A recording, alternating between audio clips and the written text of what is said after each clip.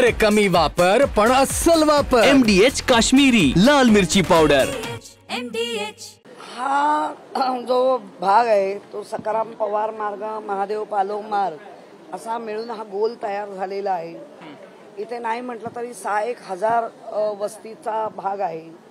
इथे नाही म्हटलं तरी 4-5 आमचे 5-1 बुथचे लोक इथे राहतात आणि उद्या खरं म्हणजे जागतिक तंबाखू दिन आहे, परंतु ह्या लोकांनी गोपाळ खाडेंनी आणि सगळ्यांनी मिळून आमच्या शाखा प्रमुखांनी आजचा दिवस अवेअरनेस मध्ये पहिला करूया म्हणून आज लोकांना डॉक्टर आमचे गणेश भरवे आहेत, मीनाक्षी चव्हाण मॅडम आहे, त्यांच्या बरोबरीने आम्ही लोकांमध्ये जाऊन घरोघरी जाऊन तंबाखू किती वाईट आहे असं बघायला तर सगळीच व्यसनं वाईट आहेत त्याचा आम्ही अवेअरनेस देतोय। त्यामुळे ह्या सगळ्या CHV ज्या CHVनी आशा वर्कर ज्यांनी कोविड काळात प्रचंड मेहनत घेतली, ज्यांनी लाडक्या बहिणीसाठी फॉर्म भरले, आजही त्या आशेत आहेत 50 रुपये प्रत्येक फॉर्मचे मिळालेले नाही आहेत, अशी यांची अवहेलना नेहमी होते।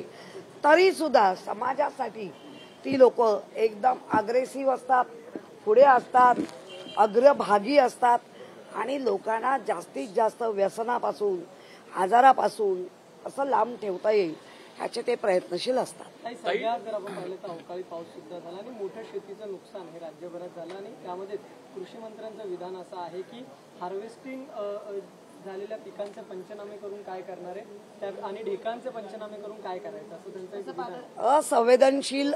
एक तर त्या कृषी मंत्र्यांचं काय तुम्हाला माहिती आहे कसं सगळं बाहेर येऊनही त्यांच्यावर काय कारवाया होत नाही आणि असंवेदनशील आहेत।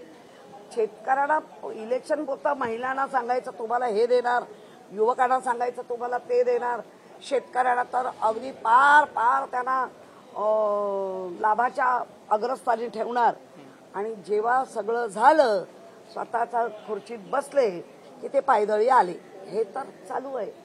लाडक्या बहीण योजनेमध्ये 2652 इतक्या महिला ज्या आहेत त्या सरकारी कर्मचारी निघाल्या आणि अजूनही 6 लाख इतकी पडताळणी बाकी आहे। हे सगळं हास्यास्पद आहे। हे सगळं आम्हाला विचारायच्या ऐवजी ज्यांनी लाडक्या बहिणीचा मोठा गवगवा केला, 4-4 करोड रुपये त्याच्यावर खर्च केले तो गवगवा करण्यासाठी सरसकट मग आता सरसकट जर त्यांनी भरले तर आता तुम्हाला काय लागते का त्यांच्यावर आता अन्याय का? त्या सरकारी तेव्हा का नाही सांगितलं की सरकारी कर्मचाऱ्यांनी भरू नका म्हणून? सरसकट हे वाक्य होती। त्या देणार 1,500 रुपये गवगवा केला 4-5 कोटीचा आणि लोकांना भुलवलं। काय उलटापणा बळी पडले या महिला। पण आता हे जनतेचे पैसे हे लाडक्या खरं बहिणींना गेलेले आहेत। अहो जनतेच्या म्हणजे तुमच्या आमच्या करोडरुपीने गेलेले पैसे घ्यायला पाहिजे। मागे घ्यायचं नाही घ्यायचं ते आता बहिणी ठरवतील। त्यांनी जर मागे घेतलं तर बहिणी त्यांना मागे टाकतील। त्यामुळे मी ह्याच्यावर भाष्य नाही करणार। सरसकट दिले ना तेव्हा नाही कळलं हे जनतेचा पैसा, तेव्हा काय कोणी खिशातला नाही दिला। कोण गुलाबी घालतंय कोट, कोण काय करताय बघत होता ना। आणि कसं त्रिमुखी लागलेले होते लाडक्या बहिणी। टीव्ही उघडला का लाडकी बहीण, टीव्ही उघडला की लाडकी। आता गायब आहे। 2100 रुपये देण्याचं कबूल केलं होतं, 1500 देताना मुश्किल झालंय। या खात्यातले पैसे काढ, त्या खात्यातले पैसे काढ आणि आता तुम्ही जे फुटपट्ट्या लावतायत हे योग्य आहे का? ताई चंद्रहार पाटील शिंदेगडात जाण्याची शक्यता आहे, त्याची चर्चा आहे। थेट उदय सामंतांनी निमंत्रण दिले, कसं पाहताय? तुमचा लोकसभेचा उमेदवार होता, मी काय पाहायला पाहिजे? कसे मागे लागतायत ते बघा। मी काय सांगू? जाणाऱ्याला काय माहिती आहे ते त्याला माहिती, मागे लागणाऱ्यांना माहिती। त्यांनी तर लोकांसमोर सांगितलं मी हार घातला, आता चंद्रहार हारला, शिंदे साहेब कधी हार घालता, हे मागे लागण्याचं लक्ष नाही। त्याच्यामुळे आम्ही काय बोलावं? काही शशांक हगवणे आणि सुशील हगवणे यांना जो शस्त्र परवाना दिला, तो शस्त्र परवाना ज्या पोलीस अधिकारी जालिंदर सुपे यांनी दिला, त्यांचा अतिरिक्त कारभार सुद्धा आता अतिरिक्त नुसता कारभार नाही हो, हे असे परवाने बीडमध्ये पण दिले।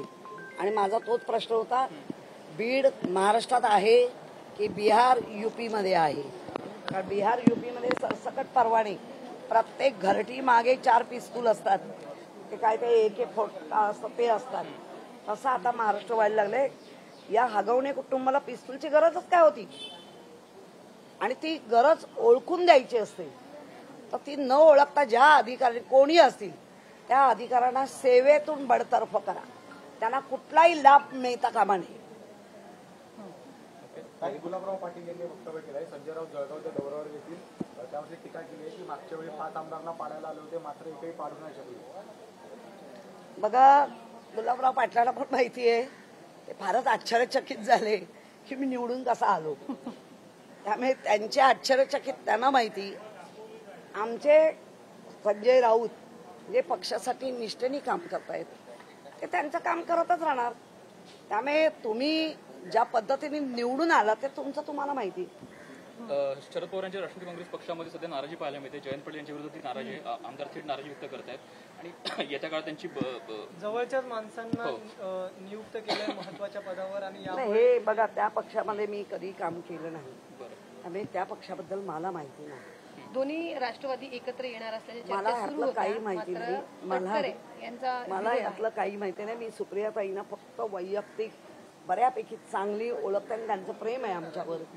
तसंच माननीय लोकनेते शरदजी चंद्र पवार यांना आम्ही लहान असल्यापासून पाहतोय. त्यामुळे मी एवढंच बोलू शकते. बाकीच्या नेत्यांशी माझा जरा पण संबंध नाही. मुख्यमंत्र्यांनी काल शरद पवार यांचं कौतुक केलं आणि एकंदर हो, चांगलं आहे. पण मागच्या पण क्लिप काढा आणि त्यांचे जे अंधभक्त बसले ते शरद पवारांना किती घाणेरड्या पद्धतीने हिनवत आहेत तेही जरा बघा. एकनाथ शिंदे अजित पवार हे चर्चेविना अनेक विसंवाद. आता तो विसंवाद जेव्हा संवाद झाला मुख्यमंत्री झाले. आता विसंवाद आहे त्यामुळे काय होणार माहिती नाही.